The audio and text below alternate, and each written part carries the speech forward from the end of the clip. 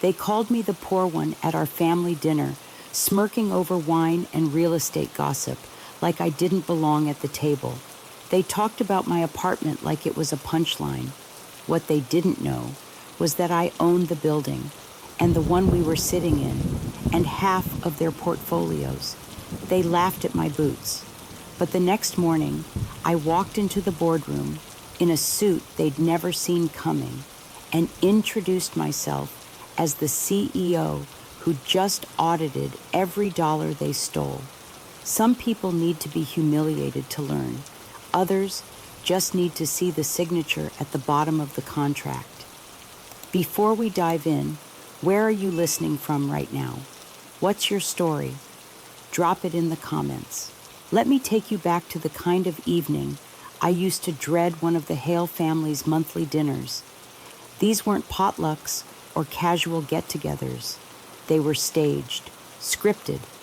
Everyone showed up like it was an audition for a lifestyle magazine cover, hosted in whatever opulent property one of us happened to be bragging about that month. This time it was at the Ashcroft Estate, a sprawling, glass-walled property just outside Napa. My dad technically still oversaw it, but everyone knew Preston and Cassandra pulled the strings now. I drove myself, parked a bit further down the driveway to avoid valet, wore my usual thrifted cardigan, black jeans, and boots that had seen better days. The dress code was quiet luxury, but I leaned more on the quiet. When I stepped into the great room, the smell of smoked duck and expensive perfume hit me at once. Laughter bounced off marble. I found my usual spot, low-profile seat near the fireplace, tucked out of view, but not too far from the action, perfect for observing without being dragged into the peacocking. Preston was already holding court near the wine bar, just closed on a ranch in Jackson Hole, he announced, swirling a glass of red like it owed him rent. Neighbor's the guy who owns half of Silicon Valley. Cassandra let out a polished little scoff, flipping open her glittering clutch like it was part of her routine. Tuscany, she said. Private vineyard, direct Mediterranean access. You can't put a price on that kind of view. They were just getting warmed up. Cars, renovations, international properties, the usual Olympics of wealth and status. I sipped my iced tea. No one noticed. I preferred it that way. Until Evelyn, my aunt, the family's self-appointed decorum officer, spotted me. "If it isn't Nora," she said loudly, cutting across the table, "you've been awfully quiet." I set my glass down, just listening. Preston leaned in with faux concern, voice smooth like a used car salesman. "We were just wondering about your living situation." And there it was. "What about it?" I asked, keeping my face blank. "That duplex in Portland," he said, like the word duplex was a disease, still renting, right? Cassandra feigned surprise, like it was a game show. "Oh, the one on Alder Street I didn't even know people our age still rented." They thought they were clever. What they didn't know, what none of them had bothered to ask, was that the Alder Street building wasn't where I rented. It was where I invested.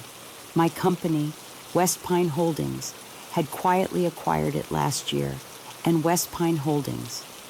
That was me. "I like the space," I said calmly. "You're 35. Sweetie," Evelyn chimed in with a tilt of her head.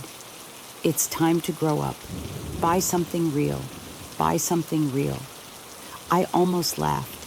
If only they knew, not just about Alder Street, but about the fact that 6 months ago, West Pine acquired Ashcroft Plaza, the entire luxury development they were sitting in now. We bought it discreetly, through a holding structure they'd never trace. They never once suspected that while they were ordering reindeer carpaccio and $300 whiskey flights, the girl in the corner, the one in worn boots and secondhand sweaters, was the new owner. I've managed just fine, I said. Preston snorted. You can't even afford a mortgage. I didn't respond. I didn't need to. I knew in a few weeks a lease renewal would land on his desk with West Pine's logo at the top. I wondered if he'd even recognize the name. Dad looked up briefly from his glass, like he remembered I was there. Now. Preston, not everyone's as lucky as you, but he didn't defend me. None of them ever really did. To them, I was the girl who never quite made it, the cousin with no big job title, no flashy engagement ring, no influencer-level lifestyle. They assumed I was out showing dingy walk-ups to broke grad students for chump change. They had no idea, not just about West Pine, or Alder Street, or the buildings. They didn't know that, while they were chasing glamour, I'd spent the last decade building something lasting, something real. Speaking of real estate, Cassandra said with a sparkle in her eye, have you heard what's happening on Alder Street? Some company bought the entire block. Word is, they're knocking it down. She gave me a look of mock pity. Guess that little apartment of yours won't be around much longer. I kept my expression flat. That company was me, and no, I had no plans to tear it down. In fact, I was halfway through a restoration that preserved the original brick facade and protected every single tenant from rent hikes. It wasn't just an investment, it was a choice, one they'd never understand. Really, I said, hadn't heard. Preston scoffed. Deals that size way out of your league. Then Evelyn again, like a mosquito you can't quite swat.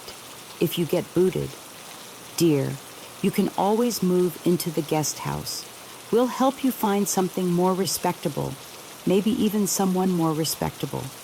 I'm happy, I said, more to myself than anyone else. And so is my landlord. That got a brittle little laugh from Cassandra. You can't live a small life forever. Darling, the Hale name used to mean something. It still did, just not the way they thought. West Pine was becoming known in real estate circles not for flash, but for ethics, for slow growth, quiet renovations, community-first practices, the opposite of what Cassandra and Preston did. They paved over entire neighborhoods to build status symbols, but their game was about to shift, and I was done letting them speak over me, because that night, that was the last time they'd ever call me poor. The thing about my family is, they don't notice what they don't want to see. I could have walked into that dinner wearing a name tag that said property owner, and they still would have looked right past it. After Cassandra's snide remark about Alder Street, I just kept sipping my tea. Nobody in that room had any idea they were talking to the buyer, the one they were mocking. That was me, the one with final say on every lease, every renovation, every line item on the budget. Also me. They went back to their wine, their oysters, their endless game of who came out on top. But underneath all that sparkle, I started to notice the cracks in their nerves. Cassandra kept glancing at her phone. Preston's laugh got tighter. Aunt Evelyn was nursing her second cocktail like it was medicine. That's when Dad spoke up, out of nowhere. He'd been quiet all night, head down, eyes low. This meeting, he said, is partly about business. Everyone paused. That wasn't usual. The dinners were for show. If business came up, it was back-channel stuff, whispered in the hallway, or passed around in luxury gift bags. Preston raised an eyebrow. What kind of business? Dad cleared his throat. Ashcroft Plaza, he said. There's concern from the board about the new owner. Cassandra tensed. Preston leaned back, arms folded. The mystery investor. Dad nodded. Bought a majority stake 6 months ago through a private firm, West Pine Holdings, or something like that. Nobody knows who they are. I kept my gaze on the flames in the fireplace, just listened. Preston snorted. Probably some Saudi tycoon. They love scooping up legacy buildings. Or someone from Hong Kong, Cassandra added, pretending to be worldly. They're ruthless with audits. You heard what happened to the Trenton Bridge. Evelyn shifted uncomfortably. Well, whoever they are, they're asking questions. My chest tightened. Not because I was nervous, because this was the moment I'd planned for. Because while they whispered rumors about foreign buyers, I'd been in that very building's management office all week, sitting with my legal team, finalizing a full financial audit, one designed to expose everything. The fake invoices, the padded contracts, the marketing expenses that were actually handbags and golf memberships. Preston had been billing roof repairs that never happened. Cassandra's husband had overcharged for basic plumbing. Evelyn was still using the maintenance budget to consult for an art foundation she chaired. And now they were scared. The new firm, Dad said, choosing his words carefully, has flagged irregularities. They want everything reviewed. Evelyn forced a smile. That name West Pine, do you know it? Nora. I shook my head slowly. I've heard of it. Do you know anyone there, she asked. I looked her right in the eye. Not directly. That wasn't a lie. Technically, no one knew me there. All contracts ran through attorneys, and West Pine's core team never used personal names. It was designed that way. Well, Cassandra said, voice syrupy, maybe you could help. Make a call. Ask around, I mean. You do work in real estate, right? That was the shift. Just like that. I was no longer a joke. Now I was possibly useful. Preston narrowed his eyes. You're still working for that little brokerage, right? What was it, Pearson and Day? I left a few years ago. So what do you even do now, he asked. I work with smaller residential clients. I said, mostly renovation-focused. Nothing like this scale, Cassandra said, with a flutter of her hand toward the vaulted ceilings. I nodded. Nothing like this. They went quiet for a moment. Maybe it was the first time they realized they didn't actually know anything about me. I wasn't on social media. I didn't come to their charity galas or retreats. And when I did show up, I rarely talked about work. Either way, Evelyn said, her voice tightening, we need someone who can talk to these West Pine people. Whoever they are, they're poking around where they shouldn't be. I leaned back. They're the majority owners. They're entitled to full access. Cassandra bristled. Still, family should come first. I nearly laughed. Family should come first. From the people who talked about me like I was some stray dog who wouldn't leave the porch. From the people who once held a career intervention because I didn't want to marry a hedge fund manager or start a wellness brand. They never saw me as family, just as a reminder of who not to be. You really can't help, Preston asked again. A little more impatient now. Not even a phone number. I'll see what I can find out, I said. Because I already knew exactly what would happen next. The following morning, West Pine would release a statement. There would be no more shadow budgets, no more insider deals, no more billing this building like it was a family credit card. And best of all, they'd find out exactly who was behind it. That night, I left before dessert. Cassandra made one more dig about me heading off to show rent-controlled studios, and Evelyn reminded me again that appearances matter. I just smiled and slung my old leather bag over my shoulder. Inside it were the final audit summaries, legal filings, and operating reforms that would send their whole world into a tailspin. But I wasn't doing it to take them down. I was doing it to rebuild something they'd broken, because somewhere along the line, they'd forgotten what the Hale name used to mean. And while they chased status, I'd been carrying the future they were too arrogant to protect. The next morning didn't feel like revenge. It felt like justice catching up, slow, steady, inevitable.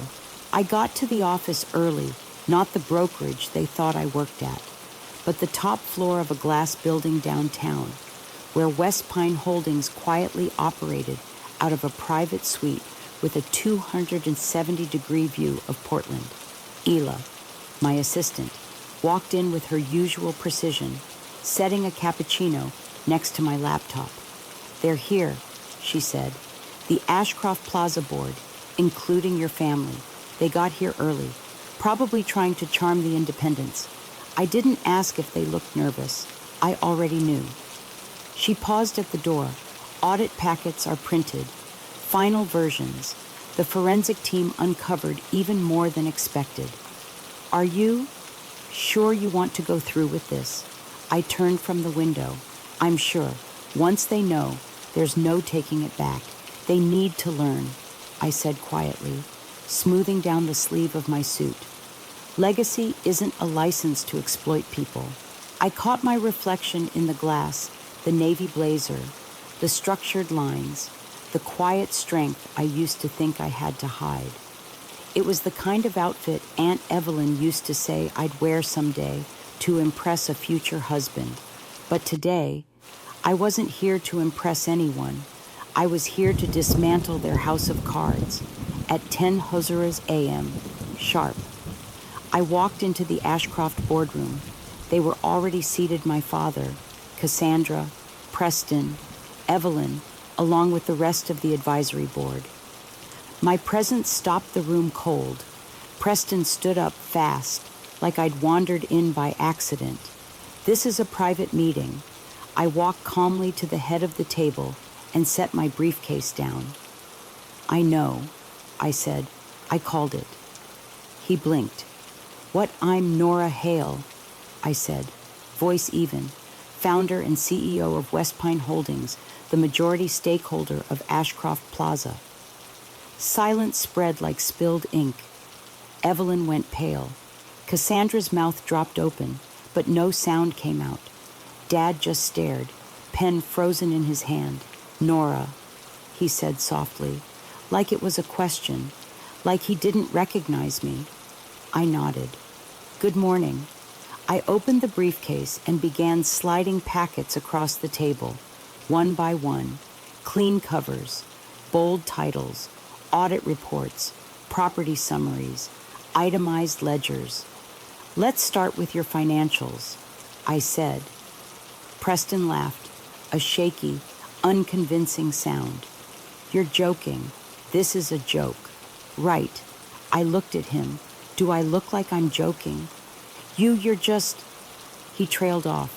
What I asked, the renter, the girl with the cheap boots and no mortgage, the one who shows apartments, Cassandra whispered. "But you never said anything." "I work," I said. "That's what I've always done." I handed the final folder to the independent legal rep at the far end of the table.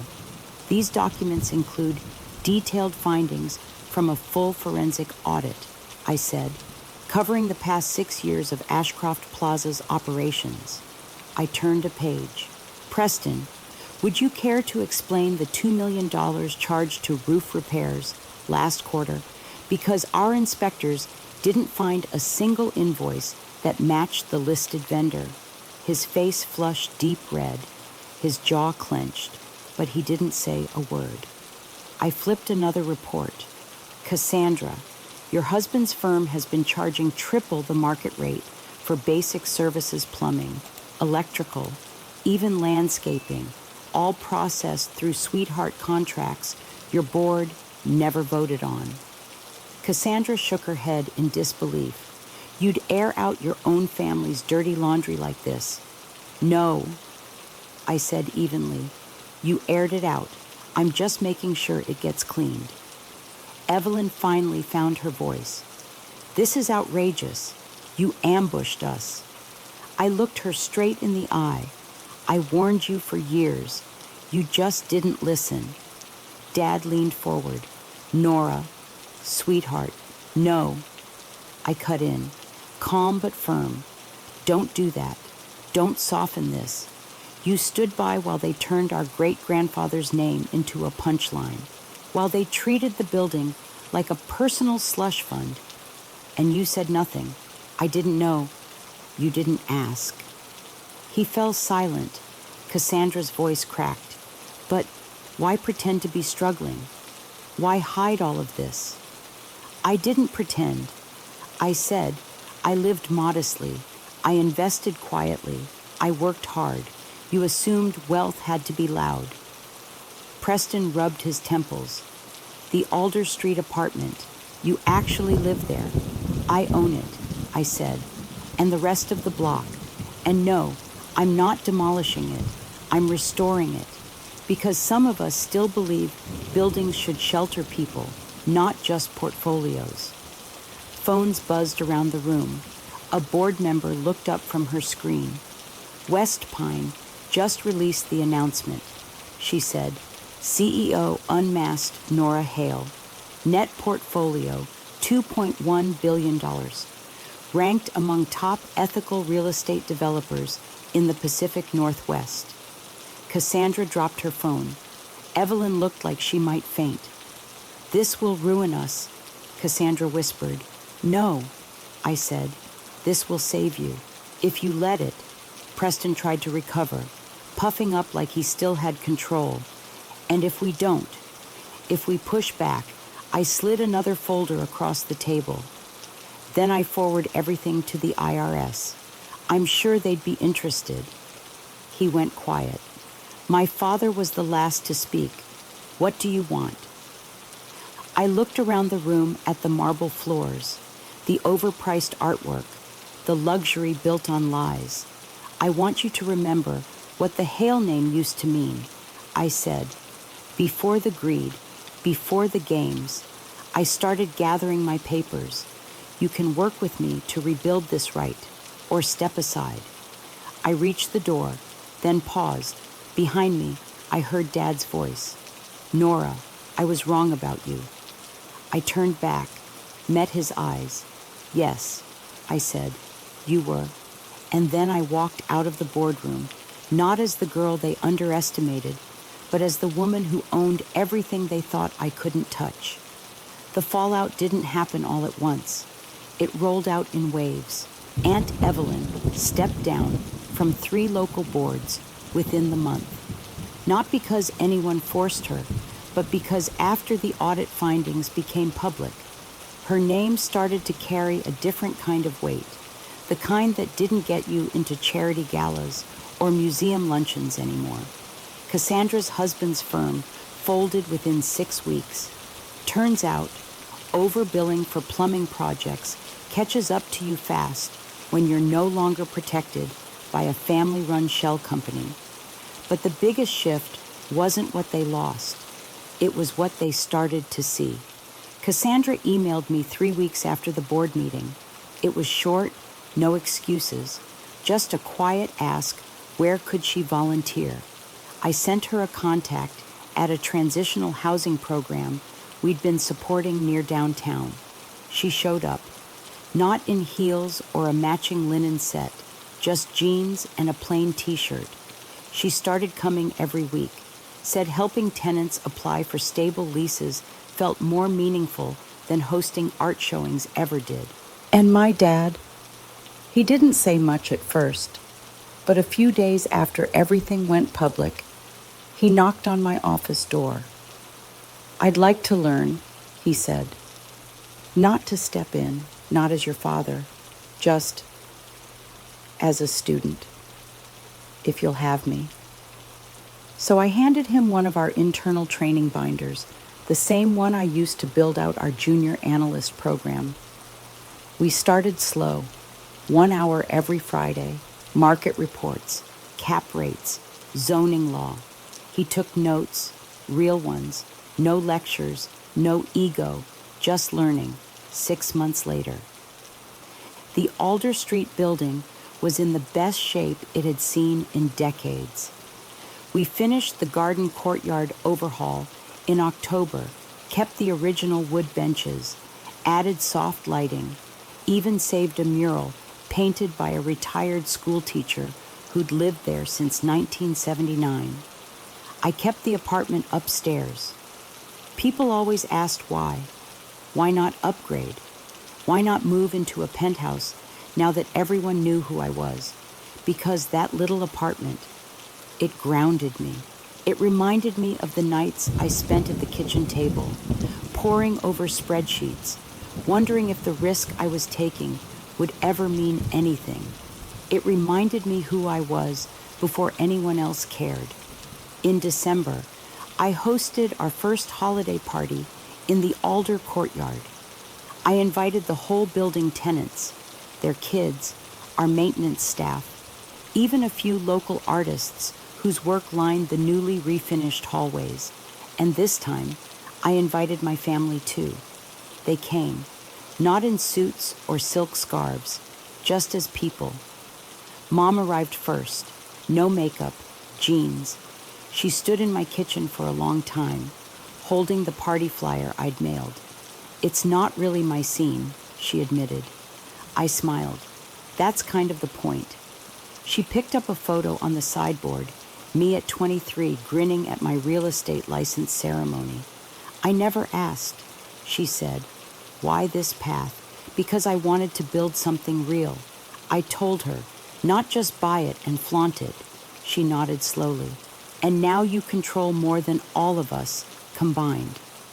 I shrugged. Control was never the goal. Purpose was. Later that night, I watched her chatting with Mrs. Lopez, a tenant who'd lived in the building since the Reagan administration. They were swapping cookie recipes by the cocoa table. Preston helped string lights with Mr. DeKellar, a Watutu veteran who lived on the first floor, and Cassandra. She was laughing with a group of neighborhood kids as they decorated sugar cookies, their fingers sticky with icing. The change wasn't instant, but it was happening, one interaction at a time. My dad joined me near the fountain as the courtyard lights glowed overhead. "You know," he said, "your great-grandfather used to say, buildings should shelter hearts, not just wallets." I found his old ledgers, I said. Handwritten notes about capping rent increases, protecting tenants during recessions. "We forgot that," he said quietly. I didn't respond. I didn't need to. He looked at me differently that night, not like a daughter who had defied him, but like someone who'd picked up a legacy he'd dropped. "You could have ruined us," he said. I shook my head. That was never the point. I turned and watched a little girl in a red coat twirl beneath the string lights. Laughter echoed through the courtyard, soft, steady, real. "I wanted to build something that would outlast me," I said, "and I wanted you to see what that looks like, because here's the truth, real success. It doesn't roar. It doesn't need validation. It doesn't come with a press release or a headline. It endures. It takes root in preserved brick and rent protection clauses. It shows up in the way people feel when they come home. It's quiet, steady, built to last. And if you've ever been underestimated, if you've ever sat through a dinner where people talked over you like you didn't count, then maybe you see a little of yourself in me. I didn't set out to prove anyone wrong. I just wanted to build something no one could take from me, because it was rooted in values, not vanity. So if you're out there building something in silence while everyone else is looking the other way, keep going. Don't shout louder. Build stronger, because legacy isn't what you inherit. It's what you create. And sometimes the best revenge isn't revenge at all.